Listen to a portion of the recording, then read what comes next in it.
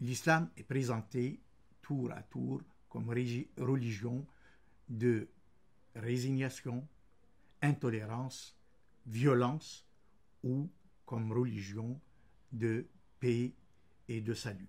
Ces significations réfèrent à l'étymologie du mot. De la radicale SLM sont tirés les mots silm, paix, salam, salut, salam, sécurité, mais aussi les termes salim et son féminin salim, sain et sauf, le verbe aslama qui veut dire soit adhérer à l'islam comme religion, soit se soumettre à la volonté de Dieu. Dans le Coran, le terme muslim recouvre ces deux significations. Le verset coranique qui parle d'Abraham comme musulman est compris par certains comme voulant dire le soumis à la volonté de Dieu et par d'autres comme musulman, et les adeptes de cette interprétation considèrent que l'islam est la religion de la nature préexistant à toutes les religions et que Adam, Noé, Abraham et tous les prophètes de la Bible et du Coran sont des musulmans avant la lettre.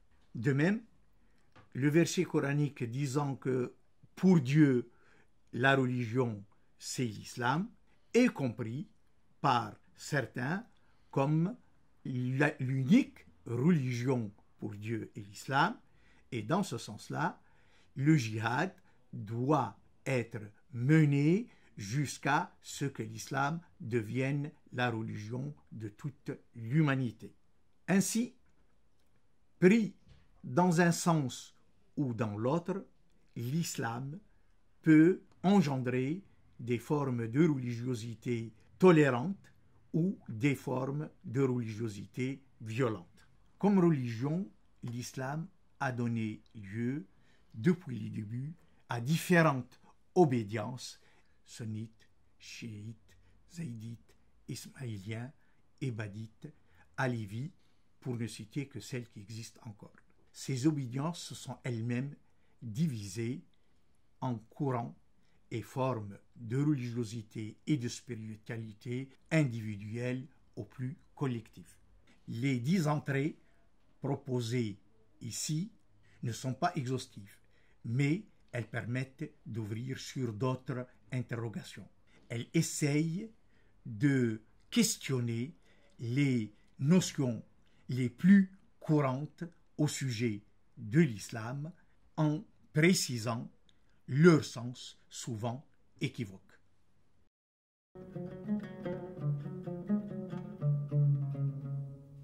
Les gens du livre, ou Ahl al-Kitab, qui sont-ils? En fait, c'est une expression qui est présente dans le Coran à une trentaine de reprises. Et elle désigne les peuples monothéistes qui existaient à l'époque de la naissance de l'islam. D'un point de vue théologique, l'expression a un aspect positif, dans la mesure où les musulmans eux-mêmes peuvent se considérer comme les gens du livre. Il y a donc une grande proximité entre les musulmans et les gens du livre. Mais d'un autre côté, ce sont des gens dont il faut se méfier parce que, par leur attitude, ils ont pu rendre nécessaire une nouvelle révélation, ou parce que, plus grave, et c'est une accusation qui est parfois apparue, ils ont été accusés de falsifier leur livre. Si bien que les gens du livre, cela peut être aussi bien votre grand frère aimé et admiré que la figure de l'ennemi intime. Maintenant, si on regarde d'un point de vue historique, les gens du livre, c'est la figure de l'autre dans la cité, et une figure toujours très ambivalente. La pratique qui s'est imposée dans les empires omeyyades et abbassides, c'est le statut juridique de la dhimma, si bien que gens du livre et dhimmi sont devenus deux expressions synonymes. La dhimma, c'est un statut de protection, notamment du culte, en échange du paiement d'un impôt et de certaines mesures discriminatoires et parfois vexatoires qui marquent le statut inférieur du dhimmi. Le statut des personnes ne dit rien de la condition même des dhimmis, parce qu'il peut y avoir des protections qui étouffent et des formes de soumission qui protègent. Et puis, il y a une grande marge d'interprétation sur les personnes à qui ce statut est censé s'appliquer. Parce que dans le Coran sont mentionnés les juifs, les chrétiens, les sabéens, alors que différentes écoles juridiques, plus pragmatiques, ont pu appliquer ce statut à des bouddhistes, à des zoroastriens ou à des hindouistes.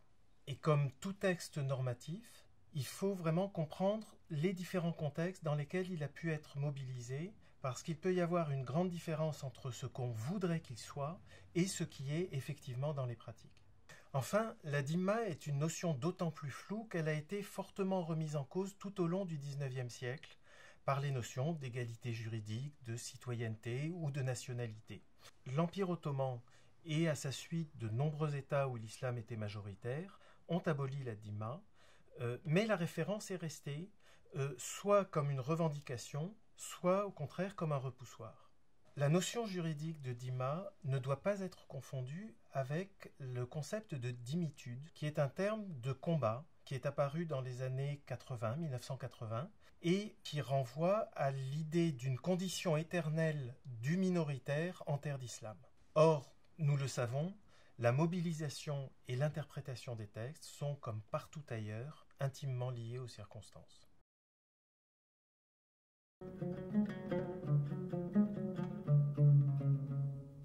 C'est seulement au Xe siècle que s'était fixée une tradition dans le monde sunnite autour de 5 obligations, ce qui ne veut pas dire ni qu'elles ont été pratiquées ensemble, ni que la foi des musulmans y soit réduite. Le premier pilier, c'est ce qu'on appelle la shahada, c'est-à-dire en fait le témoignage. C'est témoigner qu'il n'y a deux divinités, qu'Allah et que Mohammed est son prophète. En fait, la shahada s'inscrit dans la tradition monothéiste et marque la fondation de l'islam par le nouvel envoyé. Le deuxième pilier, c'est ce qu'on appelle la salat, c'est-à-dire les 5 prières qui rythment le quotidien. Ces prières peuvent se faire soit de manière individuelle, soit de manière collective. Et bien évidemment, ils se font après le rituel de la purification. Et il est cependant conseillé que la prière du vendredi se fasse de manière collective. Les 5 prières sont longtemps restées une pratique urbaine, masculine, et concernant plutôt les personnes âgées. Au Maghreb, c'est à partir du début des années 70 que la multiplication des lieux de culte ont plus favorisé en fait ces pratiques.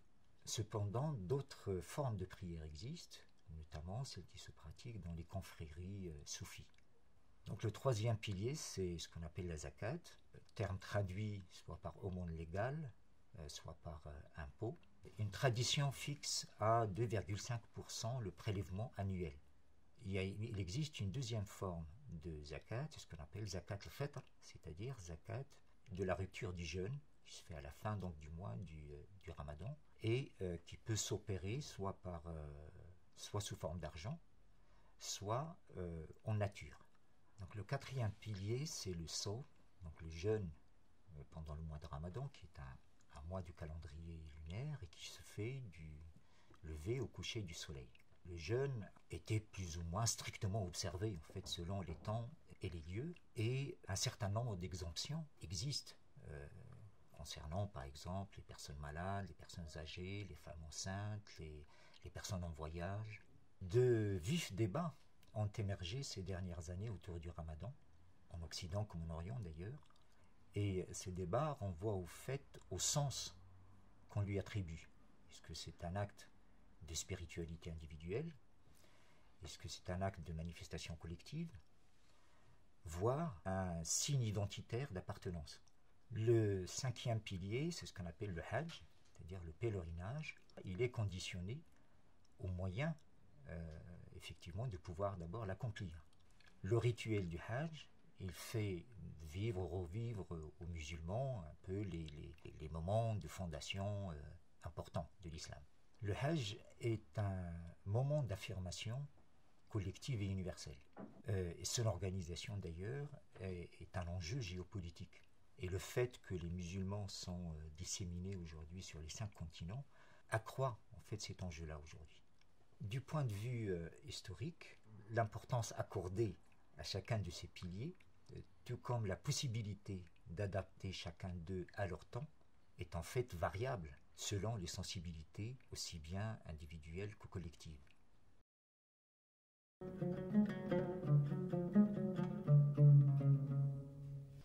L'aspiration à l'égalité juridique et sociale entre hommes et femmes fait apparaître l'islam comme une religion misogyne, particulièrement rétive à se défaire d'interprétations littérales des textes. Pourtant, comme toutes les religions, l'islam connaît une grande diversité d'interprétations qui correspondent à autant de représentations, des statuts et des conditions des femmes. Si l'apologétique chrétienne a très tôt dénoncé la polygamie, les questions d'égalité juridique et plus récemment les questions vestimentaires ou les questions de violences faites aux femmes se sont imposées dans le débat public. Toutes les religions peuvent justifier des pratiques patriarcales ou les ériger en normes, mais la coutume ou la loi de l'État ont pu rivaliser avec ces normes religieuses et s'imposer. La polygamie est mentionnée dans le verset 3 de la sourate 4, la sourate des femmes, qui envisage le fait que des musulmans puissent avoir jusqu'à 4 épouses. Les lectures traditionnelles ne retiennent de ce verset qu'une forme d'autorisation, alors que d'autres lectures rappellent la condition d'être équitable envers les 4 épouses, pour en conclure que ceci n'est pas réalisable.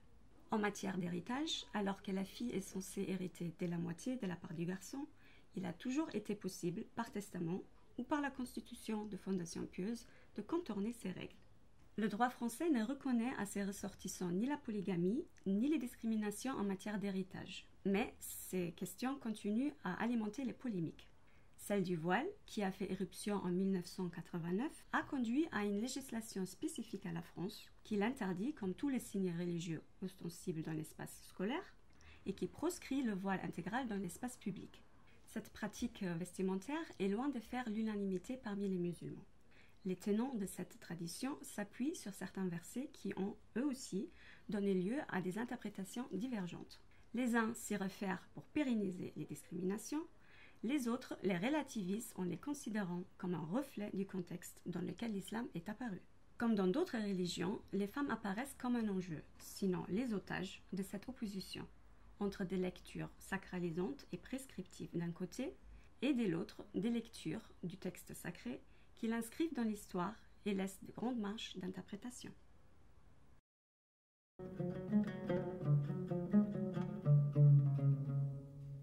Je dirais qu'au XXIe siècle, ce mot arabe, charia, est couramment utilisé pour désigner un ensemble de pratiques individuelles et collectives qui sont supposées être conformes aux enseignements du Coran et du Hadith, le Hadith étant la tradition du prophète Mohammed.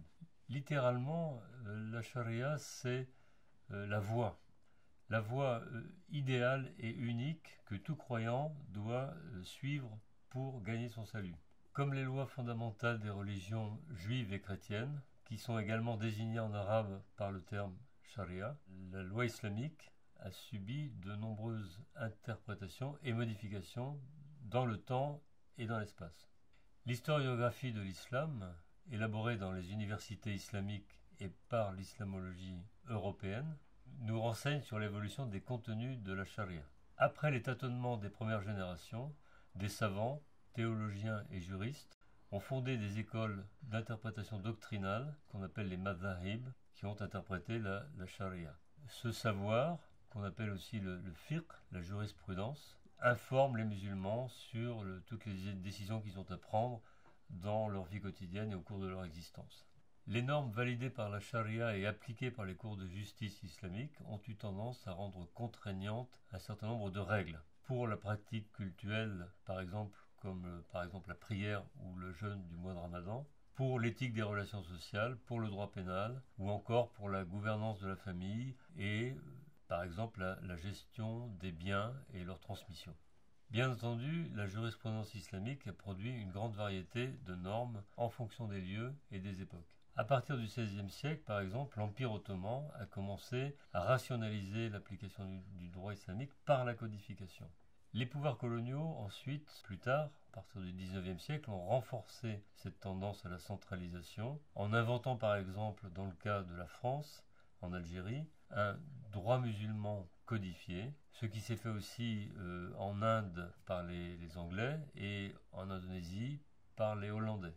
Plus tard, les régimes nationalistes issus de la décolonisation ont œuvré par une codification du fiqh à adapter la jurisprudence islamique à une citoyenneté en constante évolution.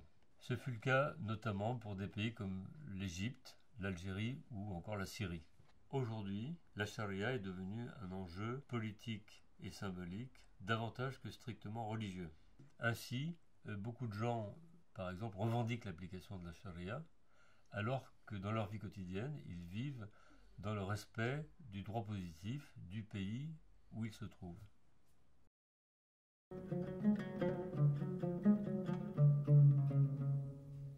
Imam et khalifa, qui a donné calife en français, sont les deux termes le plus souvent utilisés pour renvoyer à l'autorité en islam. Dès les origines, l'imam, c'est le guide spirituel, alors que le mot khalifa, donc calife, est utilisé pour désigner le successeur, sans connotation religieuse. Progressivement, après la mort du prophète, le titre de calife s'impose à tous pour désigner le chef de la communauté. C'est le cas pour les sunnites, mais aussi pour les chiites, même si ces derniers ont toujours préféré utiliser le mot imam. Avant de mourir, le prophète Mohammed n'avait pas laissé de directive quant à sa succession. Dès lors, les modes de nomination du chef de la communauté ont fluctué et des conflits ont éclaté. Il faut distinguer finalement les cas des premiers califes, les 4 premiers califes qu'on appelle les califes bien guidés, en tout cas que les historiens musulmans appellent les califes bien guidés, et les califes suivants. Les 4 premiers califes tirent surtout leur légitimité du fait qu'on leur prête allégeance. Les compagnons du prophète en particulier leur prêtent un serment d'allégeance, bay'a en arabe.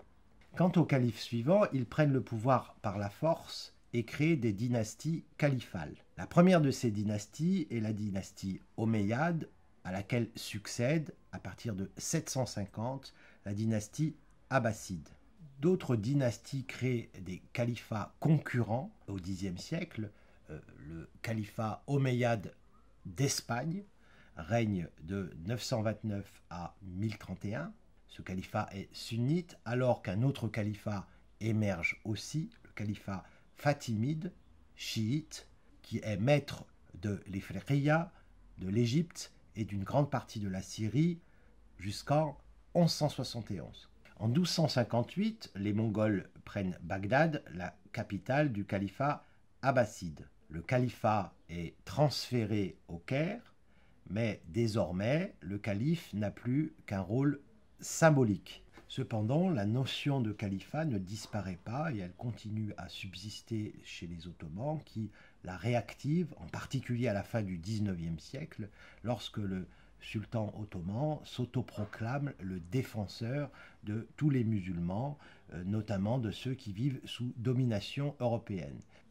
Après la Première Guerre mondiale, l'Empire ottoman disparaît, le califat est aboli.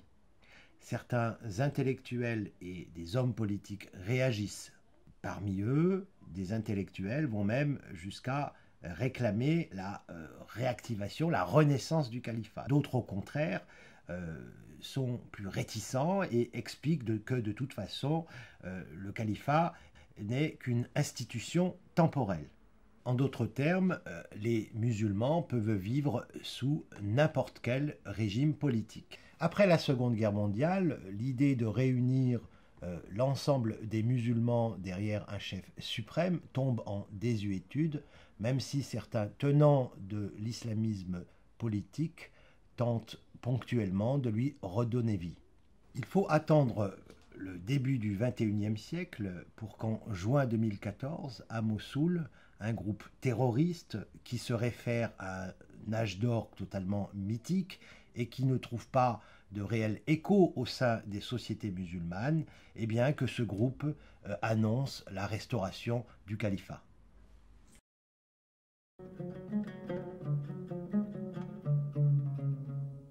Depuis l'affaire Salman Rushdie, la notion de fatwa est associée à une sentence, voire une condamnation à mort, à l'encontre de toute personne accusée de blasphème.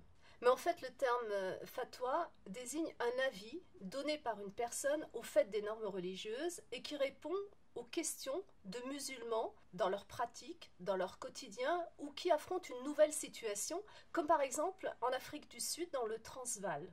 Ils se sont adressés au moufti d'Égypte, Mohamed Abdou, nommé en 1899, pour savoir s'ils pouvaient manger de la viande non abattue rituellement. Ce moufti s'est appuyé sur le verset 5 de la sourate 5 qui stipule « Aujourd'hui, la nourriture des gens du livre est licite pour vous, les autorisant ainsi à manger cette viande. » C'est le moufti qui a la fonction de donner des fatwas. Alors, dans les États modernes, il y a des mouftis nommés par le pouvoir, ce sont des institutionnels.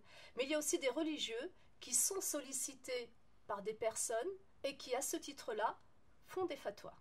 Alors, pour les mouftis nommés par l'État, il peut y avoir des cas de conscience qui peuvent conduire à la démission ou à la révocation de ce moufti.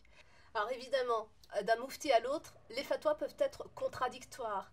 Et dans le rite malékite, ces contradictions, ces divergences entre les différents avis sont aussi une bénédiction et permettent aux musulmans de choisir la fatwa qui leur convient le mieux. De nos jours, les fatwas portent sur des sujets très divers. La bioéthique, par exemple, le don d'organes, le don de sperme, la fécondation in vitro, le quotidien, les relations dans le couple, les relations au travail, et même faut-il ou pas voter lors d'élections.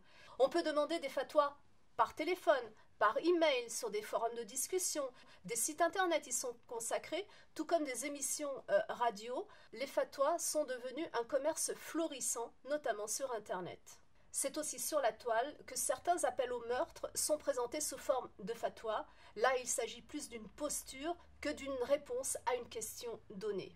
Pour être clair, la fatwa est un avis donné par une personnalité faisant autorité à un musulman dans le cadre d'une question précise.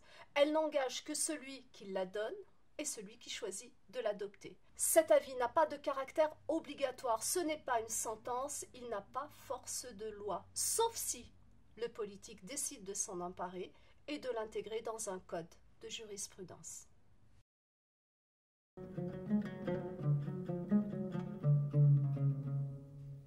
Le terme Oumma est traduit par le vocable communauté avec deux sens principaux, à savoir une communauté monolithique, homogène, mais aussi une communauté qui serait de type politico-spirituel. Ces représentations sont erronées parce qu'elles cultivent l'idée selon laquelle il n'y aurait pas de sujet en islam et que par ailleurs l'action du sujet musulman se confondrait forcément avec celle du groupe d'appartenance réel ou supposé. Dans le texte coranique, qui est la référence ultime pour les musulmans, les croyants musulmans, qu'ils soient chiites ou sunnites, le terme Ummah revient 51 fois au singulier et 13 fois au pluriel. En effet, dans le texte coranique, les occurrences du mot Ummah revêtent des connotations différentes et les termes en question peuvent être associés à des espèces animales, comme les abeilles ou les oiseaux. Le mot Ummah peut renvoyer à l'aisance matérielle, mais également au fait qu'une personne ait un statut prééminent qui font d'elle une référence. Par ailleurs, le vocable Ummah peut être rapproché de qui signifie matrice ou mère. Le mot Ummah avant l'islam était fortement polysémique.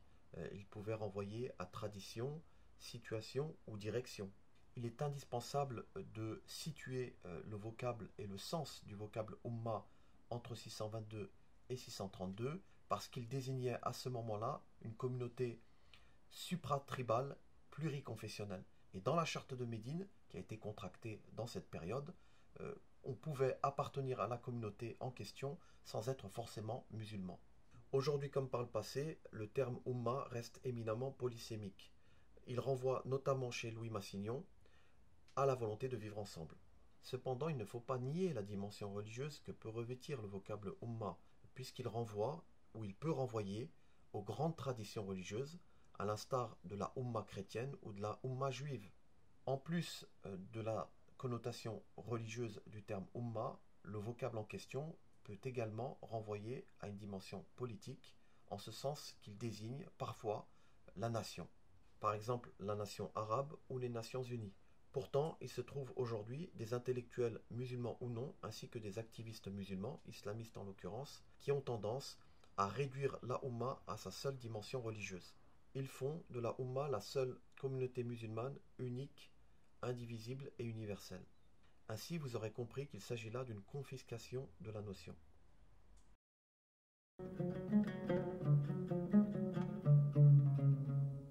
Si le terme halal est régulièrement associé à la notion de nourriture, il renvoie pourtant à une notion beaucoup plus large, qui est celle du licite. Le halal, c'est donc ce qui est permis, et en cela, il s'oppose au haram, réduit à la notion d'interdit. Comme dans toute religion, une ligne partage le licite et l'illicite. Cette frontière est variable dans le temps et selon les lieux. Pour ce qui concerne la nourriture, est considéré comme halal tout ce qui relève du règne végétal, c'est-à-dire les fruits, les légumes, tout ce qui est dans l'eau. Et pour ce qui concerne les animaux terrestres, ils sont tous licites, à l'exception du porc et des animaux morts. Pour ce qui est attaché au rite concernant l'animal, il doit être égorgé en prononçant la Bismillah. Cependant, il faut savoir aussi que pour certains théologiens qui s'appuient sur le verset 5 de la sourate 5, il est possible de manger les aliments préparés par les juifs ou par les chrétiens, même s'il s'agit de viande. Alors il faut savoir que jusque dans les années 80, les populations musulmanes qui vivaient dans des pays non musulmans, que ce soit en France ou en Europe, considéraient comme halal toute nourriture, à l'exception de la viande de porc, quand bien même l'animal n'avait pas été abattu de manière rituelle. Alors avec l'augmentation de la consommation de viande, on a vu la demande de viande halal aller crescendo. Le nombre de boucheries halal a donc augmenté et on a vu apparaître dans des enseignes de la grande distribution des rayons consacrés aux produits halal. Pour faire face à cette demande, des labellisations sont apparues. Ce sont des organismes certificateurs qui lui ont donc donné cette labellisation sans pour autant que les animaux soient abattus rituellement. Par exemple, pour ce qui concerne les poulets, les quantités sont telles qu'ils sont égorgés de manière mécanique. En d'autres termes, la plupart de la viande halal en vente est halal par certification. Cette certification s'obtient par le paiement d'une taxe. Dans le même temps, d'autres produits alimentaires estampillés halal sont apparus. Je donnerai un exemple. Un certain nombre de personnes vérifient qu'il n'y ait aucune graisse d'origine animale, par exemple dans les friandises. Dans le même temps, l'insuline de porc n'a pas été condamnée avant l'invention, la mise sur le marché de l'insuline biosynthétique. Et il ne semble pas que les musulmans diabétiques se soient à ce moment-là posé la question de savoir si cette insuline était licite ou non. Actuellement, le halal répond aussi à une logique du marché qui vise à transformer un réseau commercial en un marché captif et lucratif. C'est aussi pour certains un marquage identitaire, même si cela renvoie à une réelle préoccupation pour respecter ce qui est licite et illicite, sachant bien évidemment que cette frontière est fluctuante d'un individu à l'autre, d'un pays à l'autre.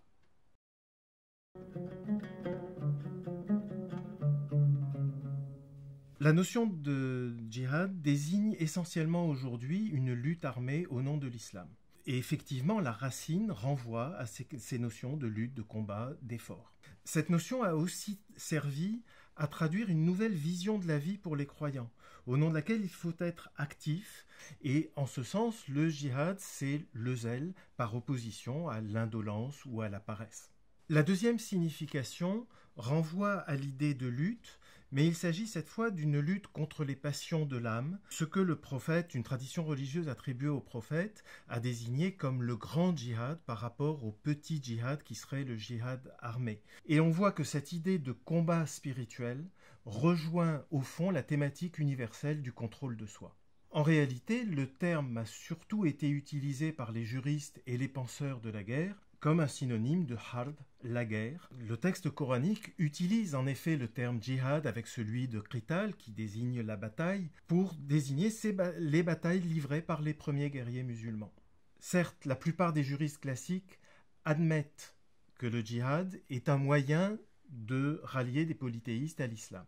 Mais ils divergent sur bien des points relevant notamment du droit de la guerre, du sort des prisonniers, du sort des femmes, du sort des enfants. des mouvements armés se réclamant des textes sacrés de l'islam voudraient réduire aujourd'hui le djihad à une guerre légitime, à une guerre juste, à une guerre islamique. Mais c'est passé sous silence les nombreuses conceptualisations de la guerre, la manière dont a été pensé le lien entre la guerre et la politique, et la manière dont la guerre elle-même a été pratiquée par les sociétés musulmanes. L'une des traditions de référence de la pensée islamique sur la guerre employait indistinctement le terme de djihad ou de harb dans ses différents textes. Et elle prônait surtout une vision pacifique des relations entre États, avec cette idée que la guerre ne serait jamais qu'un dernier recours une fois que toutes les solutions politiques auraient été épuisées. On voit donc bien qu'on est très loin là de la vision belliqueuse prônée par certains théologiens et relayée dans certaines études comme étant la marque distinctive de l'islam. La notion de djihad est donc une notion éminemment plastique qui peut aussi bien désigner quelque chose de spirituel dans la tradition soufie ou dans certaines traditions juridiques, qui peut aussi être un appel à la violence et à la guerre sainte prônée par certains États ou par certains groupes dissidents, mais elle renvoie aussi, et peut-être surtout, au constat somme toute assez banal, que la guerre fait partie de l'histoire des sociétés humaines.